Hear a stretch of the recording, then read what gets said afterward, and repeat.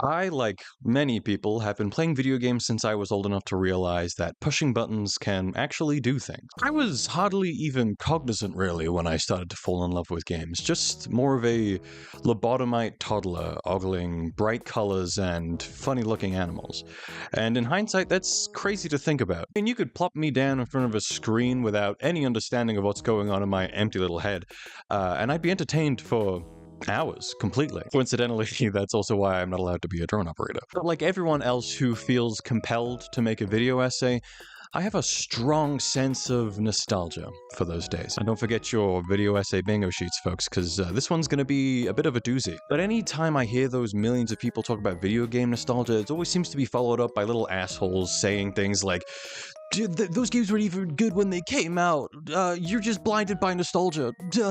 My dad never loved me." And to that I say, and also, you're wrong. Growing up playing video games has taught me not a lot in the grand scheme of things, but it sure has taught me a lot about playing video games. If you watch enough movies or books, you're going to be bound to pick up the tropes and patterns that exist in all of those art forms. Wow, the big masked bad guy turns out to be someone that we knew the whole time. A female childhood friend secretly is in love with the protagonist? Oh, a minor side character decided to share his life story and talk about his family right before a big cutscene. I sure hope that he lives a long and fulfilling life up until his funeral next week. Video games are also subject to their own tropes, though. If developers over the past 50 years haven't been sitting around with their thumbs up their ass, they've been figuring out the best way to make games for gamers. If I walk into a room loaded with gear right before a larger and emptier room, I can assume that I'm about to fight a boss the size of a semi-truck. If I'm introduced to a new enemy type that seems a little bit difficult to kill right now, I can probably assume that I'm going to be getting some kind of cancer ray that can destroy them and their entire lineage. When I join a CSGO lobby, I understand that I'm probably going to be called some heinous slurs in some kind of Slavic language. You know, I've been around the block. I know how these things work, okay? But I'm also pretty sure that's why my interest in video games has been kind of on the downfall recently. My brain is no longer goopy and broken, but filled with folds and knowledge, all crammed in there. And it's safe to say the same thing goes for the developers that are administering my dopamine IV. 20 years ago, when I started playing games, the biggest accomplishments at the time were finally getting a hang of 3D video games and making condoms for controllers. And thank God for that, right? Nowadays, Fortnite exists. And that wasn't even like a big thing when it came out for me. It was just kind of like a, oh wow, that's new. It feels like over the years I've sort of grown with these developers and watched them create these new standards for making gaming a quality, consistent experience. Games are still entertaining, each for their own individual reasons, but it's because of the consistency that I feel like I'm becoming less and less surprised with games as the years go by. And that's the part that I'm nostalgic for. I'm not missing being a snot-nosed brat who doesn't know anything. I miss being wowed and surprised by all these new things to experience. But I say for the fellow nostalgia freaks out there watching this, that maybe we should take a look back and really understand what it means to have lost that nostalgia, and really understand what I'm going to call for the rest of this video, the pain of knowing.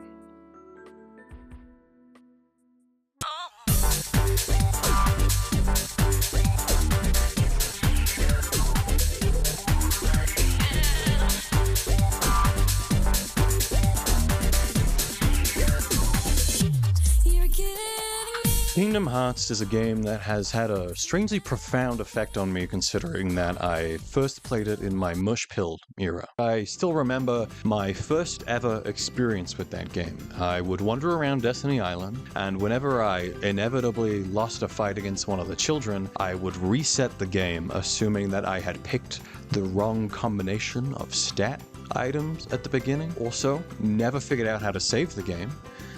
So whenever I left for more than a couple hours, I would have to restart the game from the beginning. Must have played that opening sequence like 50 times. I was not a bright kid, and, you know, like any kid who's out there trying to savor their youth, make the most of those moments, I didn't give up and I just kept on doing the same thing over and over again. It's safe to say, I spent a lot of time on Destiny Island. During that stint, the furthest I ever got was the end of Travis Turn. And after that, I didn't touch the game for years. It just became another fever dreamish childhood memories centered around Mickey Mouse, like Mickey's House of Mouse, or The Little Mermaid, the second one. After seeing the remastered collection come out in high school, I thought, hey, why not give it another go? Pick it up. Now, as a grown-ass man with chest hair and taxes, I can safely tell you that I have beaten every single game in that series. To give you a better idea of that visually, this is how much of the game I played when I was just a wee boy. And that was enough, apparently, to trick me into playing this much of the series. I felt a strong enough nostalgia for Sora getting dogged on by the cast of Final Fantasy Jr. that I came back and played the other 199.5 hours of the game.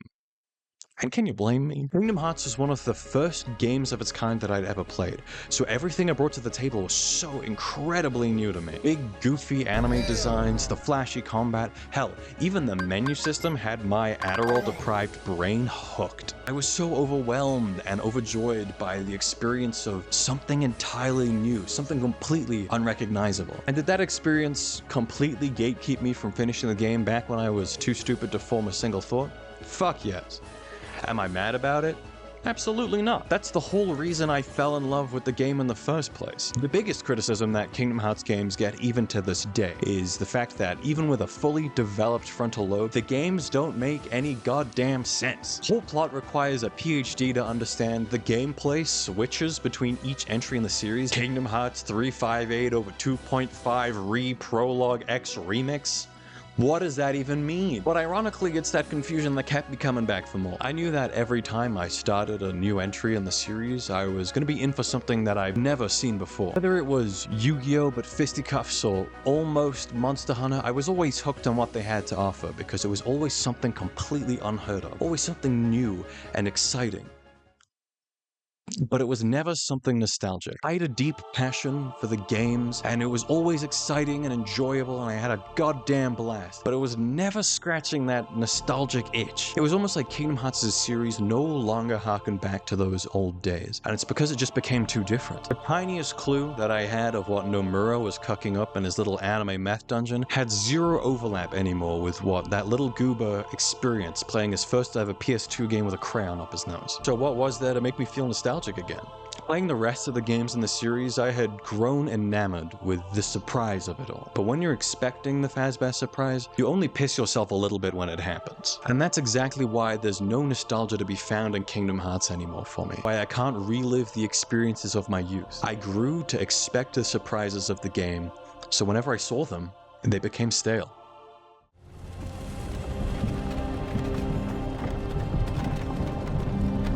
Hey, you. Finally awake.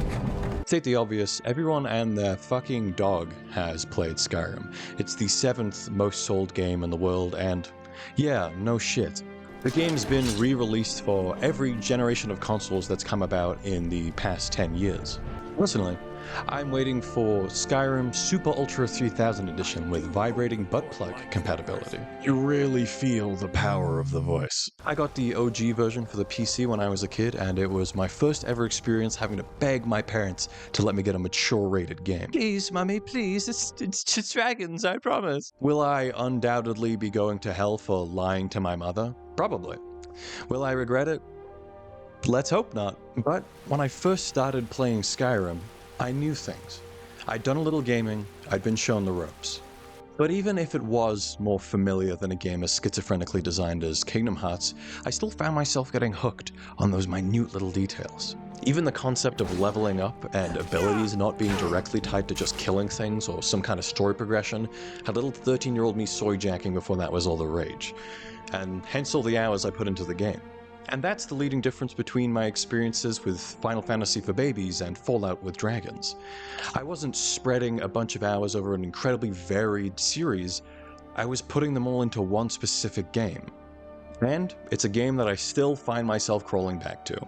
Granted, it is more of a mod-fueled ship of Theseus when I play now, but at its core, it's still Skyrim. Even with the giant tits, you're still duking it out with skeletons and trudging through scenery that parallels some of the more civilized Norwegian towns. So again, Why don't I feel the same way I did when I started? A game has to be a home run to keep people like me invested for a decade after its original launch.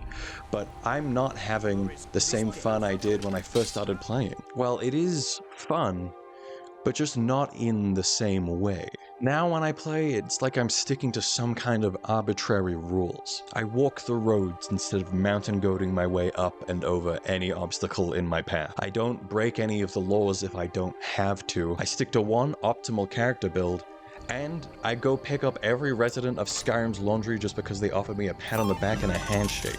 I know too much now, not just about Skyrim, but about games. I know that if I'm being pointed in a direction, that it's probably best to follow it. It's like I need to go and play these games in the good and proper way, like it's the only right way to play them. Instead of playing like a scrappy murder hobo who just wants to see numbers go up and health bars go down, I play like a good Imperial soldier because I feel like that's the way the game's meant to be played.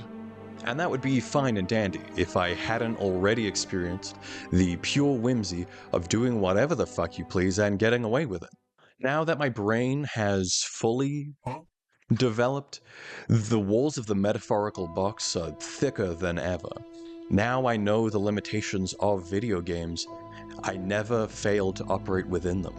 I've been trained and hardened by years and years of gaming so that even now when I go back and discover something entirely new about the coldest province in Tamriel, I know what the game expects me to do with it, and the discovery feels just like part of the routine. Understanding the nuances well enough to understand the outcome, so you're never surprised anymore.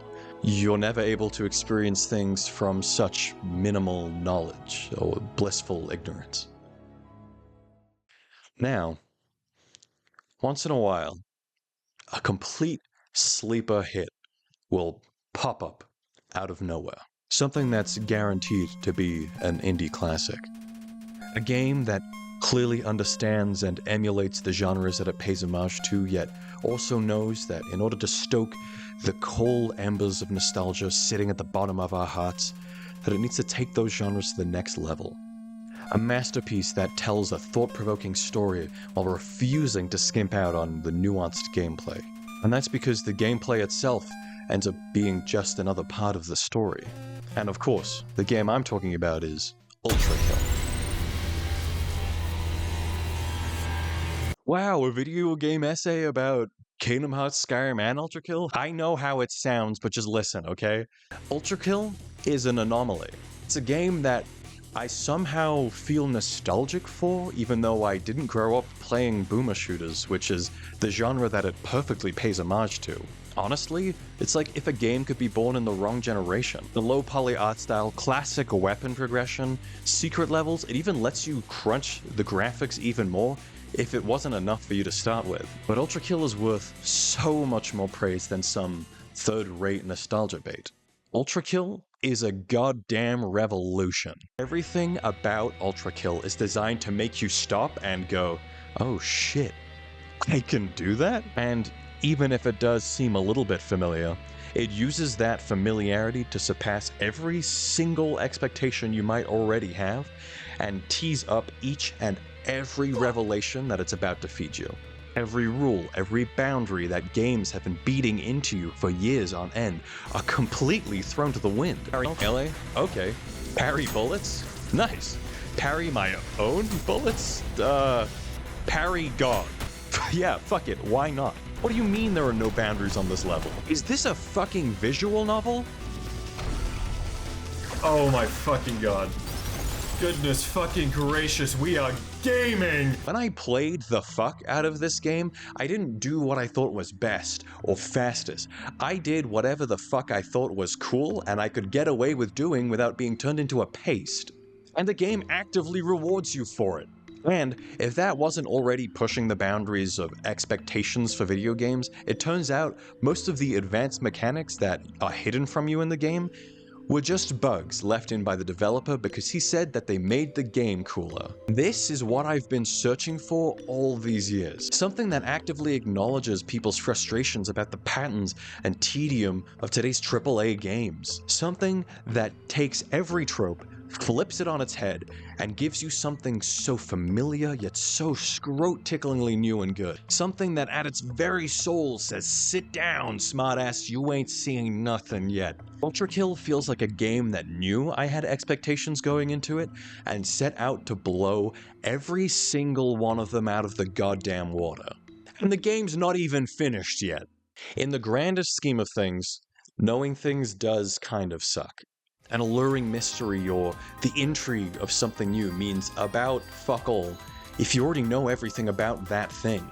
Sure, your understandings and expectations might stop you from reliving the nostalgia of your past, but that just means that when a new masterpiece comes around, it's going to be that much better than whatever sliced bread came before it. Watching Sora get mollywopped by babies and shouting innocent bystanders off of cliffs might not have the same kick as it used to, but your future nostalgia might be just around the corner.